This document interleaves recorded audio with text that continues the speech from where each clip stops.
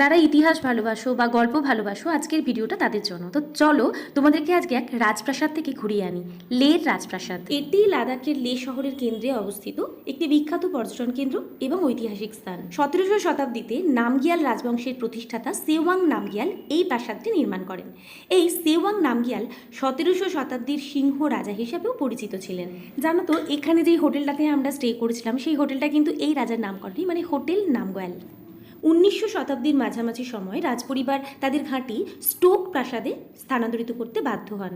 এই সময় ডোংরা বাহিনীর জোরওয়ার সিং কাহলুরিয়া লে প্রাসাদ আক্রমণ করে দখল করে নেন। পরে ভারতীয় প্রত্নতাত্ত্বিক জরিপ কর্তৃপক্ষ প্রাসাদটি পুনরুদ্ধার করেন। যাই হোক, বুঝতেই পারছো, একসময় এই প্রাসাদটি লাদাখের রাজকীয় পরিবারের আবাস ছিল। ওপরের তলাগুলোতে রাজপরিবারের লোকেরা বসবাস করতেন আর নিচের তলায় ছিল আস্তাবল আর ভান্ডার। প্রাসাদটি 9 তলা বিশিষ্ট এবং প্রাসাদটির ভেতরে নানা রকম কক্ষ, যেমন মন্দির, সংগ্রহশালা, রাজার থাকার স্থান, সবকিছুই কিন্তু দেখার ব্যবস্থা আছে। এখানের আরও একটা আকর্ষণ হচ্ছে 450 বছরের পুরনো চিত্রকর্ম, মুকুট এবং অলংকার কিন্তু এখানে গেলে দেখতে পাবেন। লাসার জনপ্রিয় প্রাসাদ পোটালা প্রাসাদের সঙ্গে এই প্রাসাদের অনেক মিল রয়েছে। প্রাসাদের পরিকাঠামো এমনভাবে তৈরি, গ্রীষ্মকালে ঠান্ডা এবং শীতকালে গরম থাকে। প্রাসাদটি পাথরের দেওয়াল, কাঠের সিলিং এবং বারান্দা দ্বারা নির্মিত। এর স্থাপত্য শৈলী তিব্বত এবং লাদাখি স্থাপত্যের মিশ্রণ। প্রাসাদটিকে লের মুকুটও বলা হয়ে থাকে। প্রাসাদটির প্রধান প্রবেশদ্বার 3য় স্তরে অবস্থিত।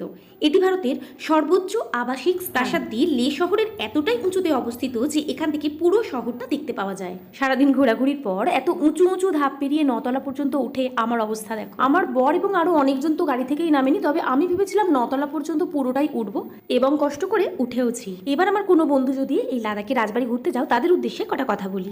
এখানে যাওয়ার সেরা সময় হলো এপ্রিল থেকে অক্টোবর। প্রতিদিন সকাল 8টা থেকে বিকেল 5টা পর্যন্ত খোলা থাকে।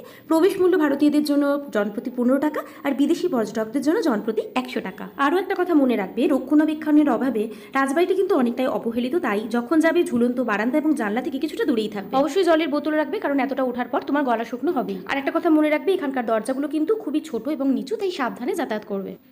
এখন যে জায়গাটা দেখাচ্ছি সেটা নিয়ে একটা মজার কথা বলি। এখানে একটা জায়গা ছিল যেখানে ঢোকা বারণ ছিল, অন্ধকার ছিল একদম। আর আমার ছেলেরা তো আমারই মতো, যেইটা বারণ সেটাই ওদের করতে বেশি বেশি ইচ্ছে করে। তো ওরা এখানে ঢুকে গিয়েছিল যে রাজবাড়িতে যদি ভূতের দেখা মেলে তাই জন্য।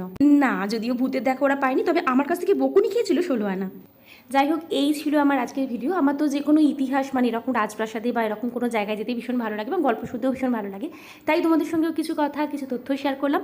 তোমরা যারা লাদাখ যাবে, অ্যাডভেঞ্চারের পাশাপাশি যদি ইতিহাসকেও ভালোবেসে থাকো, অবশ্যই ঘুরে নিও এই রাজপ্রাসাদ। চলো আজকের মতো এতটাই। ভিডিওটা কেমন লাগলো অবশ্যই জানিও, আর সবশেষে বলবো ভালো থেকো, ভালো রেখো।